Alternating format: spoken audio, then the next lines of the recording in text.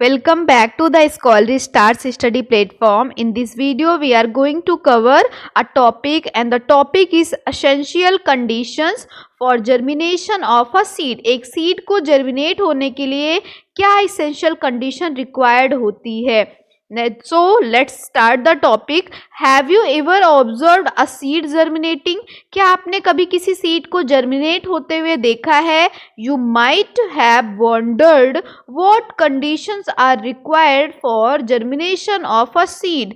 तो आपको ये जानकर बहुत सरप्राइज हो जाएंगे आप कि एक सीड को जर्मिनेट होने के लिए किस तरीके की कंडीशंस रिक्वायर्ड होती हैं. What conditions do you think are required for seed germination? Students, what do you all think कि किसी भी सीड को जर्मिनेट होने के लिए किस तरीके की कंडीशन की रिक्वायरमेंट होती है? How will you investigate whether these conditions have an effect on the germination of a seed? आप कैसे इन्वेस्टिगेट करेंगे, पता लगाएंगे कि किस तरीके की कंडीशंस जो होती हैं सीड के जर्मिनेशन को अफेक्ट डालती हैं, उनको अफेक्ट करती हैं. Let us find out by performing activity 10.2. तो चलिए हम एक एक्टिविटी परफॉर्म करेंगे, एक्टिविटी 10.2, जिसके थ्रू हम पता लगाएंगे कि किस तरीके की कंडीशंस अगर सीड्स को प्रोवाइड की जाए तो उसमें जर्मिनेशन होगा, किस तरीके की कंडीशन का क्या इफेक्ट होता है सीड के जर्मिनेशन में. Activity 10.2 let us experiment. आपको 4 आइडेंटिकल पॉट्स लेने हैं. ईच पॉट्स में आपको गार्डन वाली सॉइल फिल कर देनी है और हर पॉट में आपको 4 बीन्स के सीड शोन कर देने हैं और नीचे कुछ कंडीशंस आपको गिवन हैं. उस कंडीशंस में हर पॉट को 15 डेज के लिए आपको लीव कर देना है, छोड़ देना है. अब देखिए जो डायग्राम है, आपको फर्स्ट जो पॉट है जिसमें आपने गार्डन सॉइल फिल करी है और 4 जो है बीन्स के सीड शोन किए हैं, तो इस फर्स्ट पॉट को आपको ऐसी कंडीशन देनी है कि ये डायरेक्ट सनलाइट में हो, लेकिन यहाँ पे बिल्कुल भी आपको वाटर प्रोवाइड नहीं करना. फर्स्ट पॉट को आपको डायरेक्ट सनलाइट में रख देना है और बिल्कुल भी वाटर प्रोवाइड नहीं करना. सेकेंड पॉट को आप डायरेक्ट सनलाइट में रखेंगे और एक्सेस वाटर प्रोवाइड करेंगे. इट मीन्स इसको जितने वाटर की रिक्वायरमेंट है उससे ज़्यादा वाटर आप इसको प्रोवाइड कर देंगे. थर्ड पॉट को आप जो है इसमें मॉइस्ट सॉइल रखेंगे, मतलब जितनी रिक्वायरमेंट है एवरेज वाटर इसको आप दे देंगे. साथ में इसे आप सनलाइट में नहीं रखेंगे बल्कि कहाँ रखेंगे, डार्क प्लेस में रखेंगे. और लास्ट पॉट हमारा जो डी है, इसे आप मॉइस्ट सॉइल भी में रखेंगे, साथ में आप इसे डायरेक्ट सनलाइट में रखेंगे. फर्स्ट पॉट में क्या है, फर्स्ट पॉट को आप डायरेक्ट सनलाइट में रखेंगे लेकिन वाटर नहीं देंगे. सेकेंड पॉट को आप डायरेक्ट सनलाइट में तो रखेंगे लेकिन एक्सेस वाटर देंगे. थर्ड को आप मॉइस्ट सॉइल प्रोवाइड करेंगे, मतलब उसमें ऐसा सॉइल रहेगा कि उसमें मॉइस्चर रहेगा, वाटर रहेगा सफिशिएंट अमाउंट में, लेकिन इसे आप डार्क प्लेस में रखेंगे. और फोर्थ पॉट जो है इसे आप मॉइस्ट सॉइल भी देंगे और डायरेक्ट सनलाइट में रखेंगे. देखिए यही सारे पॉइंट्स यहाँ गिवन भी है कि pot A do not water the soil, soil को वाटर नहीं देना है और इसको आप डायरेक्ट सनलाइट में रख देंगे. पॉट बी की बात करें तो पॉट बी में आपको सॉइल को एक्सेस में वाटर देना है, इतना वाटर देना है कि इसमें हमेशा ऑलवेज जो है सॉइल में वाटर प्रेजेंट ही रहे और जैसे ही आपको लग रहा है कि वाटर लेवल डाउन हुआ तुरंत ही आपको वाटर इसमें रेगुलर बेसिस पर ऐड करते रहना है, जिससे वाटर का लेवल बिल्कुल भी रिड्यूस ना हो. साथ में इस पॉट को आप कहाँ रखेंगे, डायरेक्ट सनलाइट में रखेंगे. पॉट सी की बात करें तो आप इस पॉट को स्लाइटली मॉइस्ट करेंगे by adding a moderate amount of water on regular basis, मतलब रेगुलर बेसिस पे इसमें वाटर तो ऐड करेंगे लेकिन इतने अमाउंट में कि जितना इसको रिक्वायरमेंट है. साथ ही से आप डायरेक्ट सनलाइट में ना रख करके डार्क प्लेस में रखेंगे. पॉट डी की बात करें तो पॉट डी में जो सॉइल होगा वो मॉइस्ट सॉइल होगा, इसमें भी आप मॉडरेट अमाउंट में वाटर रेगुलर बेसिस पे पोर करते रहेंगे और इसे आप कहाँ रखेंगे, डायरेक्ट सनलाइट में रखेंगे.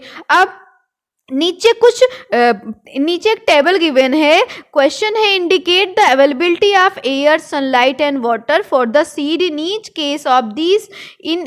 Of these cases, table 2.10.2। नीचे आपको एक टेबल गिवन है, इसमें आपको बताना है कि ऐसे कौन कौन से केसेस होंगे जिसमें वाटर, एयर जो है प्रेजेंट रहेगा, कहाँ पे एयर प्रेजेंट नहीं रहेगा। ये सारी चीज़ें आपको एक बार प्रेडिक्शन के थ्रू बताना है, फिर आपको पॉसिबल जो है एक्चुअल रीज़न बताना है। चलिए देखते हैं। फर्स्ट हमारा है ए वाला पॉट। ए वाले पॉट को कैसी कंडीशन दी गई थी? डायरेक्ट सनलाइट में रखा गया था और बिल्कुल भी वाटर नहीं दिया गया था। अच्छा, सनलाइट है मतलब एयर प्रेजेंट है, सनलाइट यहाँ है मतलब सनलाइट भी है, वाटर नहीं है। तो आपका क्या प्रेडिक्शन होगा? अगर वाटर नहीं है तो सीड का जर्मिनेशन नहीं होगा, सीड का जर्मिनेशन नहीं होगा। और ऑब्जर्वेशन में भी आप लिखेंगे नो, मतलब सीड का जर्मिनेशन यहाँ भी नहीं हुआ। बात करें रीज़न की, अभी रीज़न पे हम आएंगे, या आप अभी कंटिन्यू कर रहे हैं तो राइट कर सकते हैं कि seeds did not germinate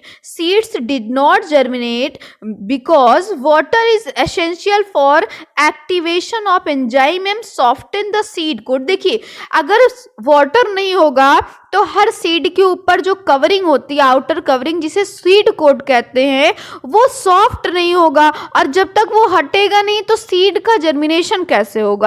it means water is essential for activation of enzymes and soften the seed coat, and in absence of water seed will not germinate। अब बात करें पॉट बी की। पॉट बी में आपने direct sunlight दिया लेकिन access में water दे दिया। सनलाइट है मतलब एयर प्रेजेंट है, सनलाइट भी प्रेजेंट है, वाटर प्रेजेंट है। प्रेडिक्शन नो, सीड का जर्मिनेशन नहीं होगा। अगर वाटर नहीं है तब भी नहीं होगा, और वाटर एक्सेस में है तब भी नहीं होगा। ऑब्जर्वेशन में क्या राइट करेंगे आप? नो। देखो, इसका एक्चुअल रीजन क्या है? एक्चुअल रीजन ये है कि हमारे सॉइल में क्या होता है, स्पेस होते हैं, गैप्स होते हैं, और उस गैप में ऑक्सीजन गैस या डिफरेंट गैसेस फिल होती हैं। उन गैसेस को लेकर हमारा रूट्स रेस्पिरेशन करता है। लेकिन जब एक्सेस में वाटर डालते हैं तो सॉइल का स्पेस जो गैसेस ने एक्यूपाई किया है, अब उन गैसेस को रिप्लेस करके उनका स्पेस एक्यूपाई कर लेगा वाटर। मतलब रूट्स की हेयर अब ब्रीथिंग नहीं कर पाएंगे, उनको ऑक्सीजन गैस नहीं मिल पाएगी, वहां पे वाटर आ गया है। That why due to absence of respiration और ब्रीदिंग प्लांट्स की डेथ हो जाएगी। इट मीन्स यहाँ भी जर्मिनेशन नहीं होगा। आप राइट करेंगे excess water might block the air space in the soil, फिर कॉमा लगाएंगे, राइट करेंगे reducing oxygen availability for germination of seed. Excess water might block the air spaces in the soil and reducing oxygen availability for germination। बात करें अगर complete dark है and moist soil है, तब moist soil है, darkness है, air तो present है, सनलाइट प्रेजेंट नहीं है, वाटर प्रेजेंट है, क्योंकि मॉइस्ट है तो वाटर प्रेजेंट है। प्रेडिक्शन में क्या हो जाएगा? यस। ऑब्जर्वेशन में क्या होगा? यस। आप ऐसे देखिए, घर पे मम्मा जब जो है ग्राम वगैरह को सोक्ड करके या वेट कॉटन में जो है कवर करके रख देती है तो थोड़ी टाइम के बाद जर्मिनेशन हो जाता है। क्या वो जो ग्राम पीस वगैरह है उसको क्या हमारी जो मदर होती हैं वो क्या सनलाइट में लेकर जाती हैं? नॉर्मली फ्रिज में या किचन में कहीं भी रख देती है, लेकिन उससे जर्मिनेशन हो जाता है। इट मीन्स सीड के जर्मिनेशन के लिए सनलाइट की रिक्वायरमेंट नहीं होती, बिना सनलाइट के भी सीड का जर्मिनेशन होगा। आप यहाँ राइट करेंगे seed germinate because of water and air is available, sunlight is not required for germination, sunlight is not required for germination। बात करें डी की, जिसमें हमारा पॉट डायरेक्ट सनलाइट में है, मॉइस्ट सॉइल है, मतलब इसमें एयर भी प्रेजेंट है, यहाँ पे सनलाइट भी प्रेजेंट है, यहाँ पे वाटर भी प्रेजेंट है। प्रेडिक्शन हो जाएगा क्या? यस। हमारा प्रेडिक्शन हो जाएगा यस। बात करें ऑब्जर्वेशन की, ऑब्जर्वेशन भी हो जाएगा हमारा यस। यहाँ आप सेम राइट कर सकते हैं कि all essential conditions are present so the seed will germinate, all essential conditions are present so the seed will germinate। यहाँ पे देखिए वही सारे पॉइंट्स जो अभी हमने टेबल में फिल किए ना, सारी वही चीज़ें दी गई हैं कि आपने क्या आपको क्या करना है, रेगुलर बेसिस पे हर पॉट को 7 to 10 डेज के लिए ऑब्जर्व करना है, चेक करते रहना है कि उसमें सीड का जर्मिनेशन हो रहा है कि नहीं। जो भी ऑब्जर्वेशन है वो टेबल नीचे जो गिवन है उसमें फिल करते रहना है। तो बच्चों ये बताइए कि आप क्या सोचते हैं कि सीड के जर्मिनेशन के लिए सनलाइट एक इसेंशियल कंडीशन है? The answer will be no, sunlight is not necessary for germination of seed. Do the seed in all pots receive air, water and sunlight? क्या सारे पॉट्स में जो सीड्स थे उन सबको एयर, वाटर और सनलाइट मिल रहा था? हमने देखा था कि जो हर पॉट को एयर मिल रहा था, हर पॉट में जो सीड्स थे उनको सनलाइट नहीं मिल रहा था। जो पॉट सी था जो डार्कनेस में था उसमें सनलाइट प्रेजेंट नहीं था, और जो हमारा फर्स्ट पॉट में सीड था उससे वाटर नहीं मिल रहा था। इसलिए हर पॉट में कंडीशंस डिफरेंट थी, तो अवेलेबिलिटी ऑफ वाटर, एयर और सनलाइट भी डिफरेंट था। अगर किसी सीड को एक्सेस वाटर दे देंगे तो क्या होगा, सीड का जर्मिनेशन नहीं होगा, क्योंकि उसकी जो रूट्स होंगी वो रिस्पायर नहीं कर पाएंगी और दैट्स वाई उसकी डेथ हो जाएगी। अगर एयर और वाटर आप दोनों प्रोवाइड करेंगे तो क्या होगा, सीड प्रॉपरली ग्रो करेगा। इस तरीके से आपने देखिए आपके ऑब्जर्वेशन प्रेडिक्शंस मैच कर रहे थे या नहीं? हाँ, ऑब्जर्वेशन और प्रेडिक्शन दोनों ही मैच कर रहे थे। जिसमें सीड का जर्मिनेशन हो रहा था ऑब्जर्वेशन में, प्रेडिक्शन भी वही था, या प्रेडिक्शन और ऑब्जर्वेशन प्रॉपर मैच कर रहे थे, वही सारी चीज़ें बताई गई हैं। अब आपको प्रॉपर 1 by 1 ये जो इसेंशियल कंडीशंस हैं या जो नॉन इसेंशियल कंडीशंस हैं उनको ब्रीफली एक्सप्लेन किया गया है। As you can see there are diagram of dicot seed, germinated bean seed का diagram given है। पॉइंट है water, seeds require water for germination. Germination के लिए बिल्कुल ये प्राइमरी रिक्वायरमेंट है कि सीड को जर्मिनेट होने के लिए वाटर चाहिए ही चाहिए। Water enables the seed to carry out the process of necessary for their growth. Water जो होते हैं वो सीड में प्रॉपर ग्रोथ के लिए एक इसेंशियल कंडीशन प्रोवाइड करते हैं।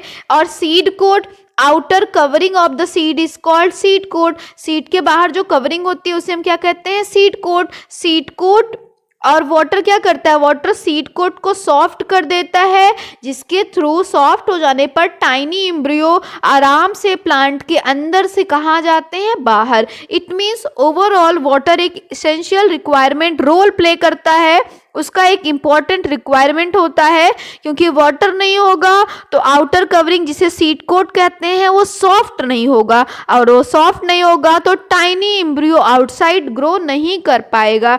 नेक्स्ट हमारा रिक्वायरमेंट क्या है, नेक्स्ट है एयर एंड सॉइल। बात करें एयर और सॉइल की तो seed need air for germination. भाई जर्मिनेशन के लिए ब्रीदिंग करनी पड़ेगी, ब्रीदिंग के लिए एयर चाहिए। They use the air available in the space between soil particles। और ये सबसे पहले ब्रीदिंग कहाँ से होती है, रूट से होगी। तो रूट्स कहाँ से ऑक्सीजन लेंगे, सॉइल के पार्टिकल्स में जो गैप्स होते हैं वहीं पे एयर प्रेजेंट होती है, इसलिए एयर एक इम्पॉर्टेंट रोल प्ले करता है सीड के जर्मिनेशन के लिए। More over spaces between the soil particles allow root to grow easily. और जितना ज़्यादा स्पेस होगा उतनी ज़्यादा गैसेस होंगी, जिससे सॉइल पार्टिकल्स में रूट्स उतनी इजिली ग्रो करेंगे। बात करेंगे लाइट और डार्क कंडीशन की।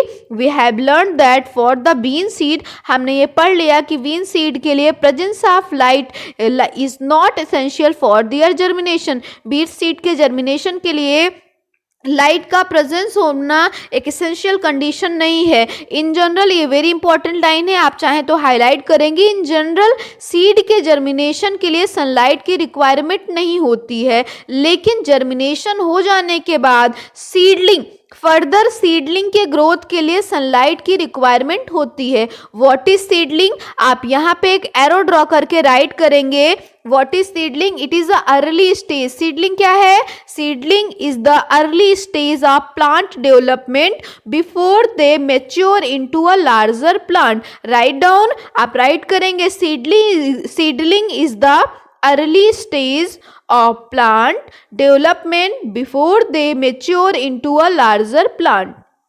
ठीक है।